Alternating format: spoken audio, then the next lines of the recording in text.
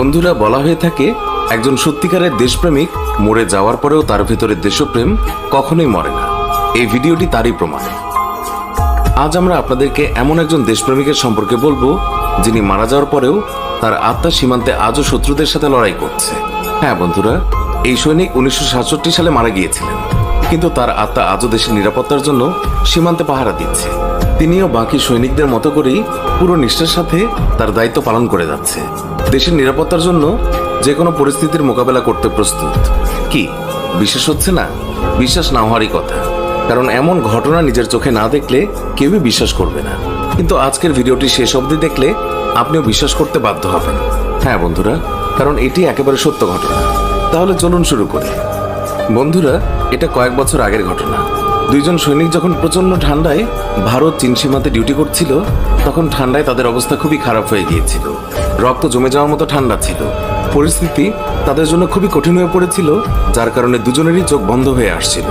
সবে মাত্র চোখ বন্ধ করেছিল তারা, এরই মধ্যে হঠাৎ করে তাদের গালে কষে একটা থাপ্পড় পড়ল, আর সেই থাপ্পড় খেয়ে দুজনেরই ঘুম ভেঙে গেল। তারা চোখ খুলে দেখে যে তাদের সামনে একজন সৈনিক দাঁড়িয়ে আছে এবং চিৎকার করে বলছে যে ভালো করে ডিউটি করো, কারণ দেশের নিরাপত্তা এখন তোমাদের হাতে। একজন সৈনিকের মুখ থেকে এই কথা শুনে দুজনেই লজ্জায় মাথা নিচু করে ফেলল।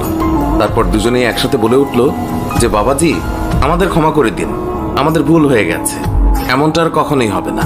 আসলে বন্ধুরা, এই বাবাজি আর অন্য কেউ নয়, বরং শহীদ হরভজন সিং ছিলেন, যিনি 1967 সালে মারা গিয়েছিলেন। কিন্তু নিজের শরীর বিসর্জন দেওয়ার পরেও তিনি দেশকে রক্ষা করতে 24 ঘন্টা প্রস্তুত থাকেন। আর এটি কোনো প্রথম বা শেষ ঘটনা নয়।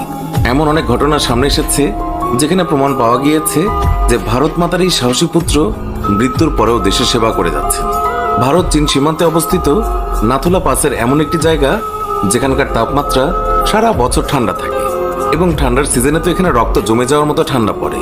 এছাড়াও বরফে ঢাকা চূড়ায় কখনো পা পিছলে যায়, আবার কখনো দম বন্ধ হয়ে আসে। এই এলাকায় নিজেদের বাঁচিয়ে রাখা খুবই কঠিন। তারপরেও ভারতীয় সৈন্যরা তাদের জীবনকে বাজি রেখে এখানে ডিউটি করে, যাতে করে ছোট চোখের চীনা সৈন্যরা কোনো বড় ষড়যন্ত্র করে অনুপ্রবেশের চেষ্টা করতে না পারে। যদিও অনেক সময় এই কঠিন পরিস্থিতির কারণে সৈন্যরা তাদের সাহস হারাতে শুরু করে, আর যখনই এমন কিছু ঘটে তখনই হরভজন সিং তাদের সাহস বাড়াতে সব সময় তাদের পাশে থাকে, যার কারণে এখানকার সৈন্যদের মধ্যে সর্বদা উৎসাহ থাকে।